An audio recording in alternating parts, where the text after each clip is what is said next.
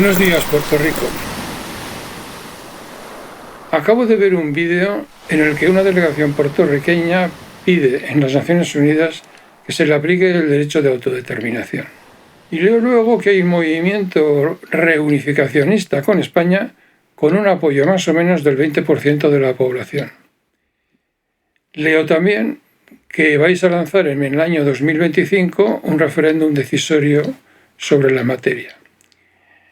La verdad, el que una parte del territorio de los Estados Unidos pueda querer volver a ser España resulta aliciente bastante para estudiar algo el tema. De entrada, ya os digo que de todas las hipótesis que se barajan para vuestro futuro, volver a ser Europa y España me parece la más conforme a vuestros intereses. Basta ver cómo os han tratado los anglos estos pasados 100 años para darse cuenta de que vuestro futuro no puede seguir siendo ese estatus entre colonia y ocupación con el que se os distingue. Y ello arranca con un malentendido fundacional. Cuando los USA arrebatan Puerto Rico a España, lo primero que hacen es definiros como unfit for government, incapaces de autogobierno. Siendo así que, siendo españoles y ya en 1812, enviasteis a España a un parlamentario, el señor Power y Gerald, de origen irlandés, como tantos otros irlandeses que se vieron a España, país de acogida, digamos hoy de doble nacionalidad, desde Enrique VIII hasta las Cortes de Cádiz, unos 250 años. Para esa primera Cámara de 1812 eran ciudadanos todos los habitantes de la monarquía universal, sin distinción de raza o religión. Imaginad un parlamento que consideraba españoles no solo a todos los nativos de Estados Unidos, sino también a los de las 3.000 islas que componían el Pacífico español. Es falso que no hubiese gobernanza en la monarquía universal. Era distinta, que es otra cosa. Cuando Jefferson violaba a una de sus esclavas y le hacía un hijo, el chaval se incorporaba, como negro que era, a la plantación. España no era así. El hijo que tuvieron el conquistador Cortés y la mexicana Malinche heredó el título de su padre, Marqués de Oaxaca, y fue un gran personaje en la corte de Felipe II, pues fue siempre voluntad de la reina Isabel que los naturales casaran con los españoles y los españoles con los nativos. Faltaban todavía unos 100 años para que los peregrinos del Mayflower llegasen a los Estados Unidos y aplicasen el racismo como doctrina, que dura hasta hoy. En gran medida, todos estos prejuicios vienen de un error fundacional. España no dejó de ser la monarquía universal porque la derrotaran los anglos, sino porque su paradigma de funcionamiento se hizo obsoleto. Tan obsoleto como luego lo fue el Imperio Británico y ahora lo está siendo el norteamericano. Esto lo explicó muy bien el filósofo Thomas Kuhn. De todas formas, sí que es verdad que la fricción entre monarquía universal y el mundo anglo fue potente durante los 300 años en los que España tuvo algo que decir en el mundo. La Inglaterra moderna arranca con su victoria sobre la Armada, no solo militar, sino también religiosa, y se complementa con el botín de las correrías de Drake, la acumulación primitiva que dio origen al capitalismo inglés, al menos según el economista Keynes. El barco que trajo ese botín, el Golden Hind, está todavía anclado hoy en Londres. Drake, por cierto, cayó ante los fuertes de Puerto Rico. Y si el Reino Unido dejó de ser Inglaterra y pasó a llamarse Reino Unido durante un par de siglos, fue porque Escocia abrió una base en Panamá que la Armada Española arrasó. Escocia quedó arruinada porque en la tradición anglo esas expediciones no eran por honor o por gloria, sino por dinero. Inglaterra rescató a Escocia y puso como condición que se uniesen los parlamentos de los dos países con el Parlamento escocés con soberanía delegada de la de Westminster, solución que sigue al día de la fecha. Aclarado esto, yo comprendo que son muchos años de ausencia y que es razonable preguntarse qué puede llevaros a volver a querer ser España y Europa. Es simple. Lo primero, la vida. La esperanza de vida en los Estados Unidos son 79,46 años, mientras que en España son 83,8. Es la diferencia entre morirte habiendo conocido a tus nietos o no. Y en la clasificación mundial eso cuenta. Los USA están en la posición 48, España en la 9ª. Pero donde la cosa se torna trágica es en el campo de la mortalidad infantil. Frente a un porcentaje español de 2,6 fallecidos por 1000, Puerto Rico ofrece 5,6 por 1000, casi el triple. Lo de las mujeres es todavía peor. La mortalidad de las mujeres por parto es 22 por 100.000 en Estados Unidos. Es el lugar 55 de todos los países del mundo y ha doblado en los pasados 20 años. España tiene 9 veces menos, solo 3,4 por 100.000. Así que si juntáis la mortalidad de los niños y la de las madres, el tributo de sangre que estáis pagando por ser americanos es brutal. Ya que estamos en esto de la salud, dejadme deciros que la salud en España es gratis y que se ejercita en toda Europa gracias a una tarjeta sanitaria común. En los Estados Unidos, el 40% de todas las bancarrotas son debidas a deudas sanitarias. Por cierto, que los USA gastan en ese capítulo el doble que los europeos. En cuanto al resto de los indicadores sociales, Europa bate a los Estados Unidos en todos los campos. En España no hay prácticamente crimen violento y 10 veces menos de población reclusa, que en los Estados Unidos alcanza a ser el 1% de todos sus habitantes. Y sin pena de muerte, por cierto. Eso sí, admito que hay una cosa que no podríais hacer en España ni en Europa: tener armas. Armas para policías y soldados. Las otras solo de caza y bajo estricto control. Lo siguiente es la autoestima.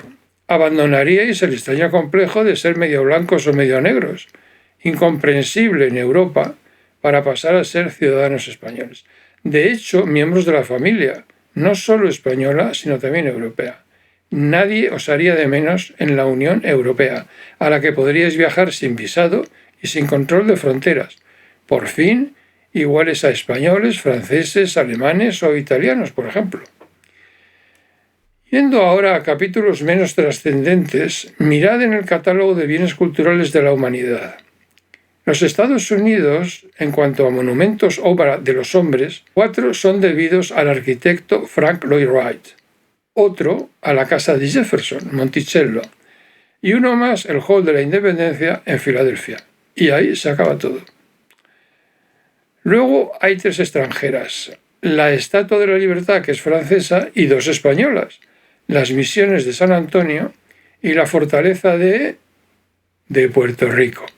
La justificación del nombramiento fue que eran construcciones que revelaban las más modernas técnicas europeas de fortificación. Extraña manera de defender que los puertorriqueños andabais en taparrabos por la selva. En lo referente a patrimonio de la humanidad, los españoles solo tenemos por delante a Italia, y contamos con algunos de los más espectaculares cuadros y museos de Occidente. Serían vuestros. También serían vuestros el Club de Fútbol Real Madrid, el Barcelona o el algo exótico Athletic de Bilbao, mi ciudad natal, por cierto.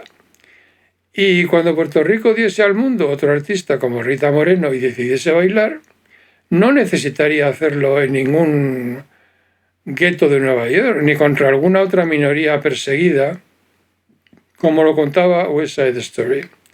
Lo haría en el Ballet Nacional Español, que para eso está. Claro que eso de hacerse españoles tendría consecuencias en la familia hispana y en el mundo. España ha conformado una parte significativa de Occidente. Así que si os encontráis con un mexicano, ya siendo españoles, es muy posible que os dijese: «Jueputa gachupín, os chingasteis a la Malinche», a lo que vosotros podíais contestar: «De chingar nada. Cortés se casó con ella por la iglesia y tuvo un hijo, don Martín, heredero del título de Marqués de Oaxaca y gran personaje en la corte de Felipe II». Por cierto, todavía hay hoy en la nobleza española algún título que viene de los aztecas. Saliendo del mundo azteca, hay países donde la memoria de España es buena y en otros no tanto. Si veis un partido de fútbol con la selección holandesa, al oírles cantar su himno nacional entenderéis que dice: siempre fuimos leales al rey de España. La pura verdad. Lo que no impidió que los españoles les hiciésemos la guerra durante 85 años para ver si conseguíamos que se convirtieran al catolicismo. No fue el caso. A cambio de eso, los irlandeses siguen diciendo adiós con cerveza española y vino del Papa. En fin, que ibais a entrar en el club de viejos países europeos. Ninguno de ellos carece de vicios y virtudes. Eso sí, no compréis nunca el relato nacional, ni inglés ni americano. Les resulta muy difícil admitir que España llegó primero, aunque luego se viniese abajo. Hay que ser tolerante. Inglaterra defiende ser el país que siempre dominó las olas, pero España fue la primera en cruzar el Atlántico, el Pacífico en dirección este y oeste y en dar la vuelta al mundo.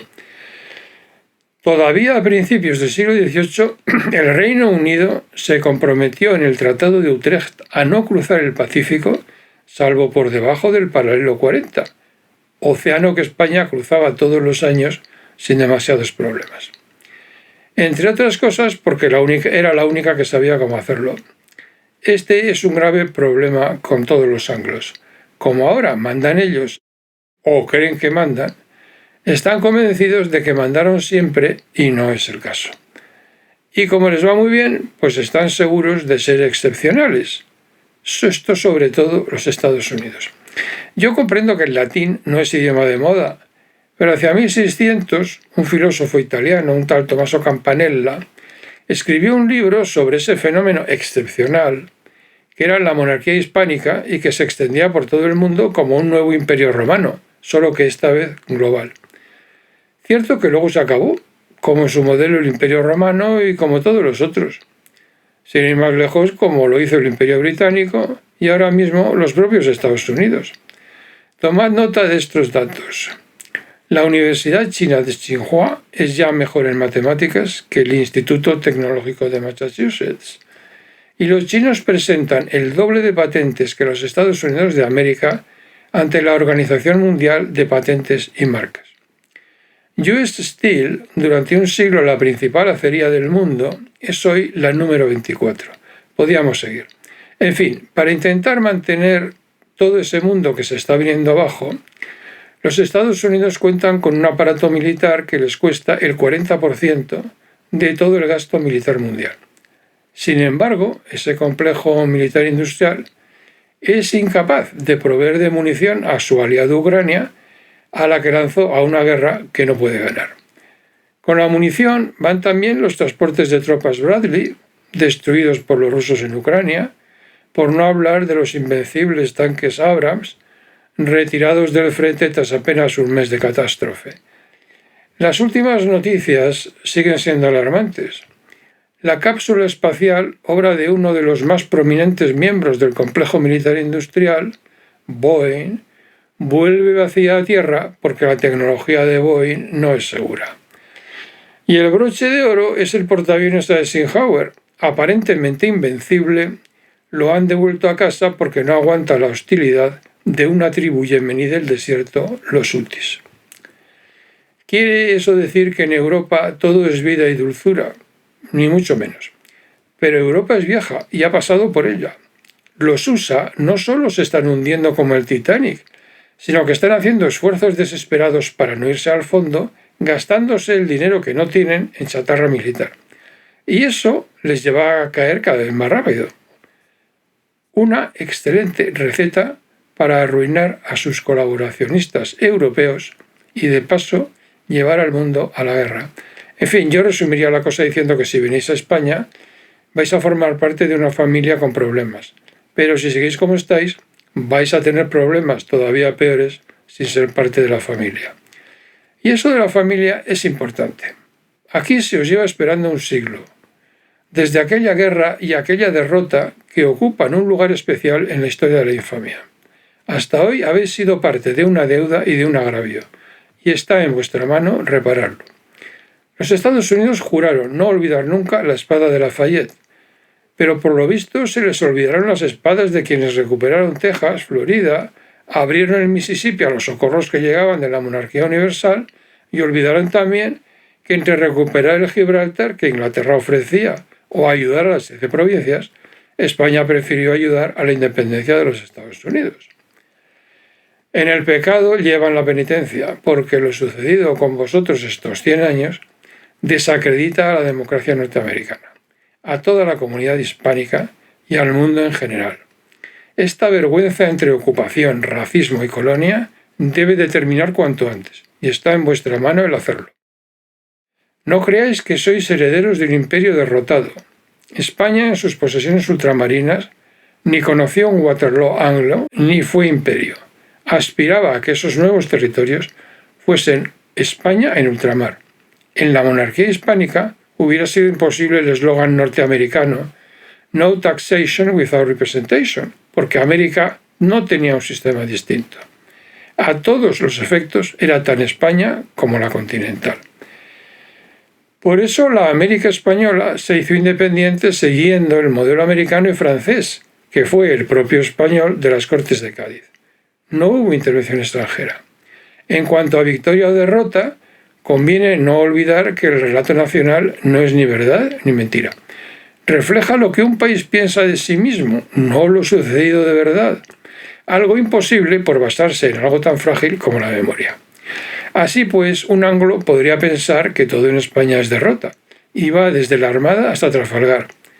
Pero yo podría responder que al año siguiente de la Armada, Drake lanzó un contraataque que fracasó en todos sus frentes, y que le costó la vida a su hermano a manos de la defensora de La Coruña, María Pita, y que esa relación termina cuando el Reino Unido, tras Trafalgar, intenta quedarse con Argentina y fracasa, en lo que es el último encuentro militar entre nuestros dos países.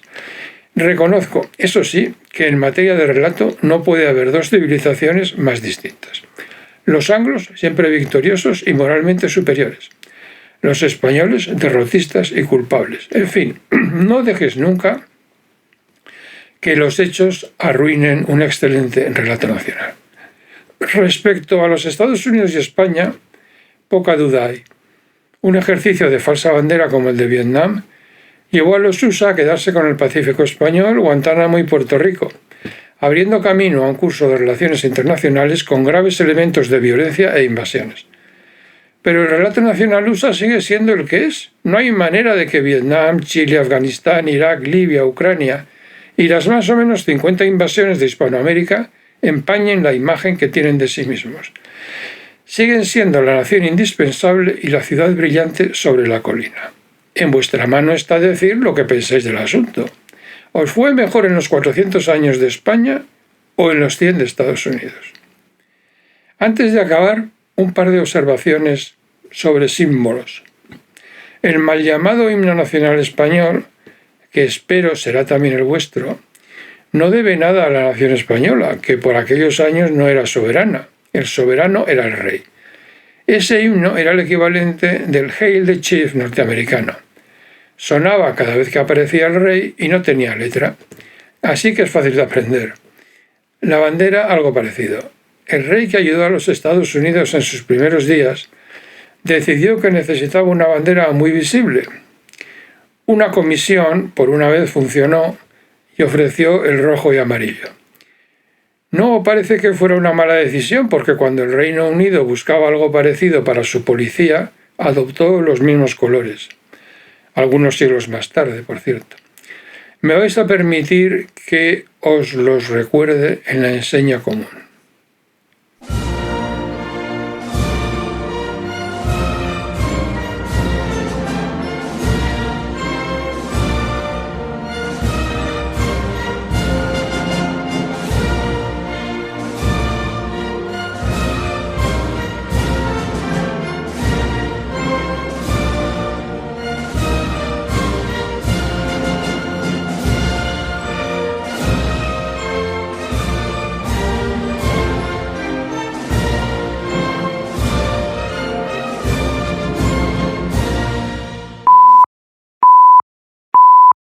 Las 8 en Madrid, 1 hora menos en Canarias, las 3 en Puerto Rico. Terminado ya este trabajo, oigo que en un acto electoral un malnacido se ha permitido deciros que sois una isla flotante de basura. Estoy indignado. No solamente durante 100 años os tratan de una manera indefendible a medio camino entre la ocupación militar y el colonialismo, sino que además se permiten insultaros. Esto viene de los amigos de Trump. Pero la señora Kamala Harris lo que ha dicho es que os va a arreglar la red eléctrica. Vosotros no necesitáis que os arreglen la red eléctrica. Vosotros lo que necesitáis es dignidad y autoestima. Y estos tipos que tenéis ahí no os la van a dar. Lleváis ahí ya 100 años llamando a esa puerta sin conseguir nada.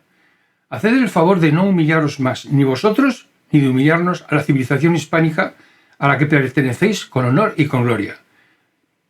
Creo que va a ser de verdad lo último que os diga, porque estoy harto. Hacedme el favor de venir a casa donde se os espera desde hace 100 años, que ya vale. Me parece mucho tiempo. Hasta pronto.